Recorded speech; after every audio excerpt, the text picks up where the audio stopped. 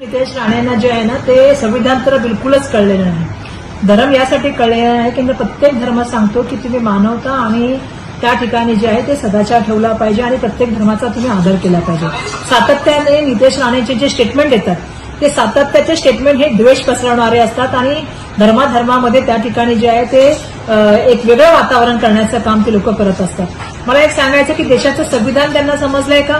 त्यांना बिलकुल समजलं नाही. या देशाच्या संविधानाची शपथ घेऊन त्यांनी मंत्रिमंडळात स्थान मिळवलंय किंवा आमदार म्हणून झालेले.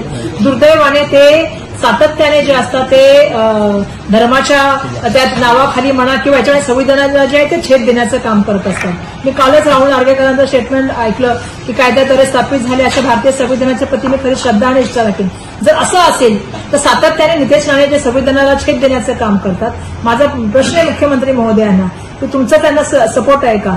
4 पक्ष बदललेले नितेश राणे सातत्याने धार्मिक वाद निर्माण करण्याचा प्रयत्न करतात, सामाजिक सलोखा मिळवण्याचं काम करतात. त्यांच्या विरुद्ध का कारवाई होत नाही? त्यांना मंत्रिमंडळातून का काढलं जात नाही? त्यामुळे माझं एक सांगणं की नितेश राणेंचा त्वरित जो आहे तो राजीनामा घेतला पाहिजे आणि त्यांना मंत्रिमंडळातून बाहेर काढलं पाहिजे.